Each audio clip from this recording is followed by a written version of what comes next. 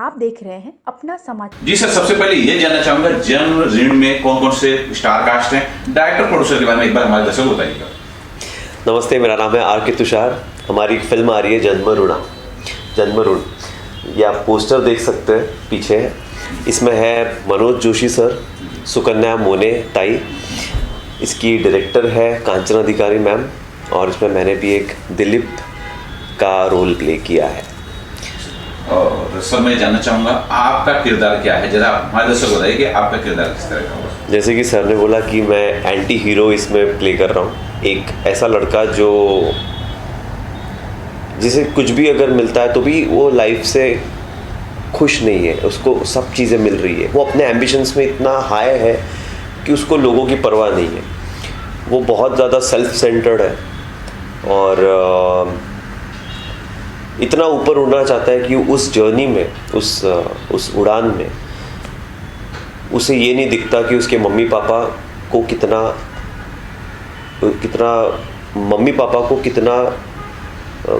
कितनी परेशानी हो रही है और कितना वो लोग सहन कर रहे हैं, कितना वो लोग अपना त्याग दे रहे हैं। तो बेसिकली ये फिल्म हमें यही सिखाती है कि एक माँ और बाप कितने इम्पोर्टेंट होते हैं, मम्मी पापा कितने इम्पोर्टेंट होते हैं। और ये भी सिखाती है कि एक बच्चे को एक माँ बाप ने भी कहीं ना कहीं समझना चाहिए, एक एज अ फ्रेंड उसके साथ रहना चाहिए। क्योंकि कभी कभी क्या है, मिसअंडरस्टैंडिंग की वजह से बहुत सारे क्लैशेस हो जाते हैं, मेंटल क्लैशेस हो जाते हैं। तो हाँ, ये फिल्म, क्योंकि जन्मरुण यानी कि बर्थ लोन ऐसा लिखा है। तो बर्थ लोन मीन्स पैदा होने से लेकर तो बड़ा होने तक हम कर्जदार होते हैं मम्मी पापा के, क्योंकि उन्होंने हमारे लिए जो किया है, जो करते हैं, वो और कोई नहीं कर सकता। तो बेसिकली ये फिल्म में, जैसे मेरा जो कैरेक्टर है, ये फिल्म में मेरे मम्मी पापा मेरे लिए काफ़ी कुछ करते हैं, काफ़ी कुछ मेरे लिए, मुझे पढ़ाते हैं, लिखाते हैं। पर फिर भी मुझे और कुछ बड़ा करना है और ऊपर जाना है। मेरे सपने इतने बड़े हैं कि वहाँ पे मुझे ऐसा लगता है कि मेरे माँ बाप मेरे सपनों को समझ नहीं रहे। मेरे माँ बाप मुझे वहाँ सपोर्ट नहीं कर रहे फाइनेंशियली या जो भी है, लेकिन वो कर रहे हैं। मैं ये नहीं देख रहा हूँ कि वो अपना बेस्ट दे रहे हैं, वो अपना बेस्ट दे रहे हैं, वो मैं देख नहीं पाता हूँ। और मेरे कंप्लेंट्स उनके साथ बढ़ते जाते हैं और फिर आगे आप फिल्म में देखोगे होता क्या है। सर, जब सामने एक दिग्गज कलाकार हो, मनोज जोशी जैसा, और वो फादर का कैरेक्टर कर रहा हो, जब इस तरह के कैरेक्टर आते हैं दिग्गज कलाकार सामने आते, तो कितना कंपटीशन हो जाता है कि अपना बेस्ट देने के लिए तो कुछ तैयारियां करनी पड़ती है। जब ऐसे बेस्ट कलाकार सामने आ जाते हैं तो हिचक होती है। तैयारी तो बहुत करनी होती है ऑब्वियसली, क्योंकि मनोज जोशी, सुकन्या ताई बहुत ज़्यादा एक्सपीरियंस्ड, और ये अपने आप में एक इंस्टीट्यूशन है जिनसे मुझे बहुत कुछ सीखने मिला है।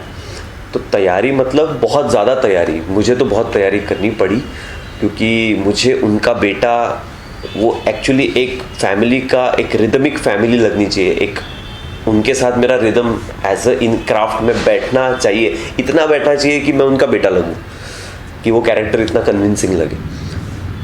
तो हाँ, तैयारी मुझे करनी पड़ी, काफ़ी तैयारी करनी पड़ी। उनके साथ मुझे लाइंस में बार बार करता था, वो मुझे काफ़ी सपोर्ट करते थे, मुझे काफ़ी उन्होंने नई चीज़ें सिखाई, मुझे काफ़ी कुछ सीखने मिला। मनोज जी के साथ मेरे ज़्यादातर सीन्स होते थे, बाप बेटे के जो सीन्स होते थे, उसमें काफ़ी कुछ हम ऐड करते थे, इम्प्रोवाइज़ करते थे। तो बहुत कुछ सीखने मिला मुझे मनोज जी से भी। और सुकन्या ताई, तो उनके साथ कुछ अलग, सुकन्या ताई से मुझे कोंकण का कल्चर सीखने मिला। जैसे कोकण में, जैसे मराठी में बोले तो कोकणातलं कल्चर खूप वेगळं आहे। कोकणात आपण काय जेवतो, कसं राहतो, कसलं तिथं वातावरण असतं, नारळाची झाडं असतात, ते नागपूरला नाही आहे। मी नागपूरचा असल्यामुळे तिथे हे सगळं नाही आहे। म्हणून तिथे जर मी लहानाचा मोठा झालो असतो कोकणात, तर मी कसा असलो असतो मोठ्या झाल्यावर। तर मी ऑलरेडी तिकडे आय थिंक 19-20 काहीतरी वर्षाचा असतानापासून तर 29 इयर्सची जर्नी आहे, 10 वर्षाची जर्नी दाखवलेली आहे आम्ही या फिल्ममध्ये त्या दिलीपचा कॅरेक्टरचं। तर तो तिथला वाटायला हवा, त्यामुळे तिकडचं कल्चर जे आहे त्याच्याशी कनेक्ट खूप गरजेचं होतं आणि त्याच्यामध्ये मला सुकन्याताईंनी खूप मदत केली त्या कल्चरशी कनेक्ट व्हायला. मनोजजींनी मला ॲज अन ॲक्टर आपण कसे त्याच्यामध्ये आपण आई बाप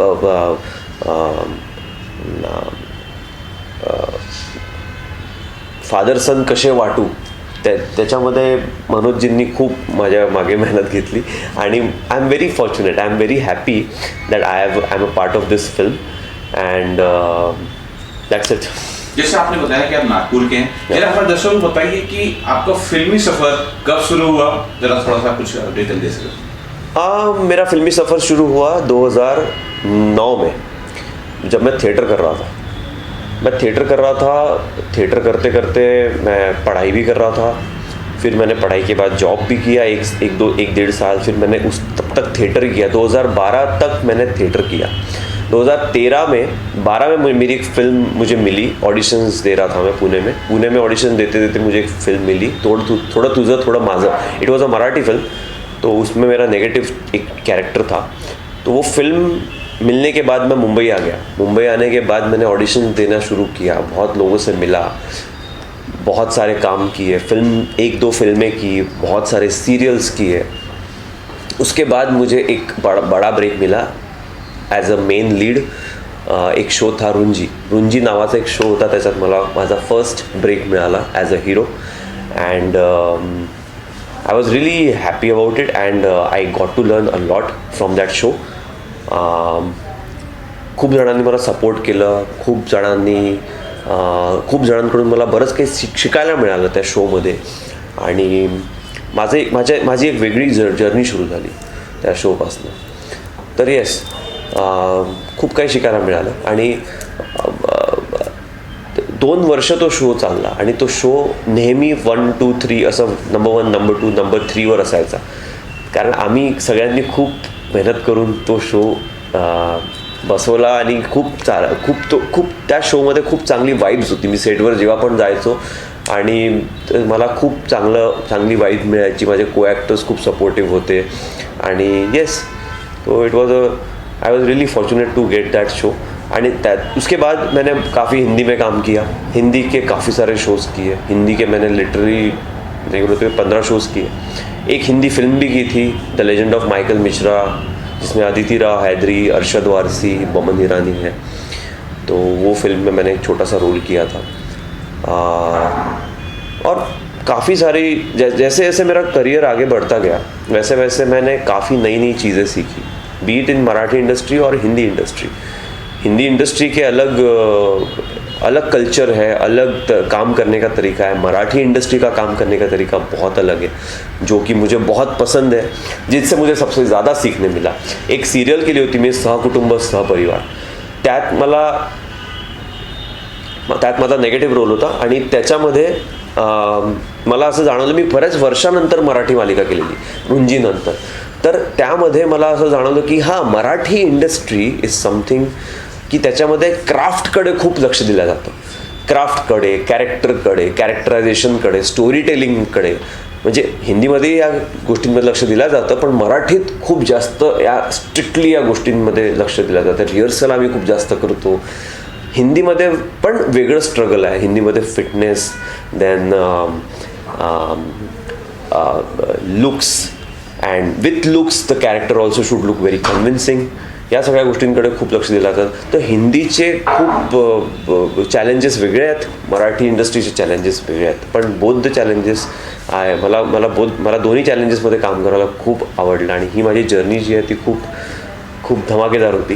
तर I am really grateful that मला खूप लोकांनी हेल्प केली, सपोर्ट केलं, मोटिवेट केलं. खूप काही शिकायला मिळालं मला बऱ्याच लोकांकडनं. या इस फिल्म से संबंधित एक और सवाल जो मेरा है, जब मैंने छोटा सा प्रोमो देखा मैं बहुत ही भावुक हो गया कि जब मैंने देखा कि शायद पिता की से कुछ गलती से साइन करवा लिया गया और एयरपोर्ट पे जब पिता को छोड़ के लड़का चले जाता है, पलट के देखता है, वो सीन मुझे बहुत भावुक लगा. आपको कौन सा सीन इस फिल्म के अंदर भावुक किया या द्रवित किया, रुलाने पे मजबूर कर दिया? थोड़ा सा अगर कुछ ऐसा कुछ है तो बताइए. वेल, मैंने फिल्म अभी तक देखी नहीं है.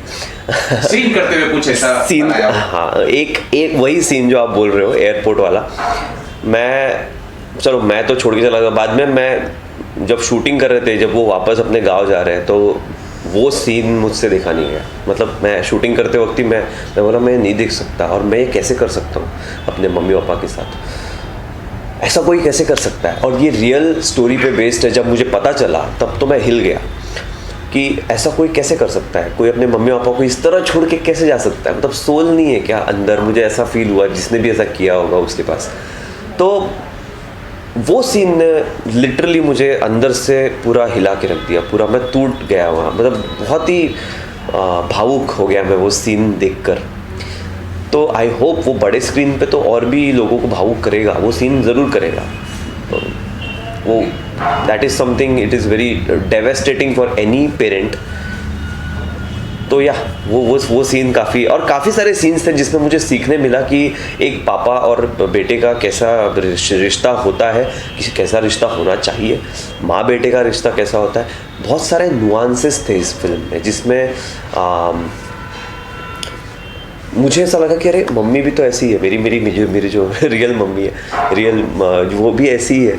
तो मुझे इस तरह से मम्मी को समझना चाहिए जिस तरह से मैं शायद फिल्म में मेरी माँ के साथ कॉन्वर्सेशन कर रहा हूँ। मेरी मम्मी के जो मेरे बिना जो सीन्स हो रहे हैं जिसमें मम्मी मेरे बारे में क्या सोचती है, मतलब हाँ मेरी भी मम्मी ऐसी, हर माँ अपने बेटे के बारे में ऐसा सोचती होगी, हर बाप अपने बेटे के बारे में, बेटी के बारे में ऐसा सोचता होगा।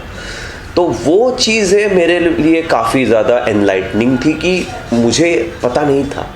अभी तो शुरुआत हुई है जर्नी की। और कभी कभी कैसा है कि बहुत बड़े हम जब हो जाते हैं, हमारी शादियाँ हो जाती है, जब हम बाप बनते हैं, तब वो चीज़ें समझ में आती है कि अरे हाँ मैं अभी ऐसा सोच रहा हूँ मेरे बेटे के बारे में, बेटी के बारे में। मेरे पापा ने भी सोचा होगा, मेरे पापा ने मेरे लिए कितना किया होगा, अब मैं कर रहा हूँ। तो वो करते करते हमें समझ में आता है कि हमारे पापा ने कितना किया है। तो वो चीज़ें मुझे फिल्म करते करते थोड़ी सी समझ में आई, और मैं बहुत ज़्यादा अपने मम्मी पापा से और कनेक्ट रियल लाइफ में करने लगा। तो सर ये भी कहना चाहूँगा, जब मैं कॉलेज में था, यहीं पास में बाउंस कॉलेज में जब मैं पढ़ रहा था, तो मेरे और जो सारे फ्रेंड्स थे, मैं तब ये सुन रहा था कि काफ़ी मेरे फ्रेंड्स जो थे, मैंने देखा है और मुझे लग रहा है कि और लोग भी इसी तरह करते होंगे, फॉरेन जाने की उनकी बहुत ज़्यादा जिद होती है और इस चक्कर में अपने माँ बाप के ऊपर बहुत ज़्यादा प्रेशराइज करते हैं। उनकी कंडीशन है नहीं है ये जाने बगैर, खाली उनका ड्रीम होता है कि मुझे फॉरेन जाना है, यूएसए जाना है, इंग्लैंड जाना है, ऑस्ट्रेलिया जाना है। ऐसी बात कितना जायज़ है? ऐसे लोग अगर करते हैं तो आप क्या कुछ बोलना चाहेंगे? वेल, देखो, अगर आपके पेरेंट्स की हिम्मत है तो मतलब आपके पेरेंट्स अगर कर सकते हैं तो वो ज़रूर करेंगे, आपको फाइनेंस करेंगे, आपको फॉरेन भेजेंगे क्योंकि आप उनके बेटे हैं, तो आपके लिए वो करेंगे। लेकिन अगर नहीं कर सकते, सपोज लोअर मिडिल क्लास से बिलोंग कर, क्योंकि it's not a easy finance to know, अगर आप बाहर पढ़ने जा रहे हो तो पैसे लगते हैं, और अगर कोई माँ बाप नहीं दे पा रहे तो as a son, as a daughter, as उनके बेटे बेटी होने के नाते आपका ये फ़र्ज़ बनता है कि आप उसके पीछे मेहनत इतनी करें।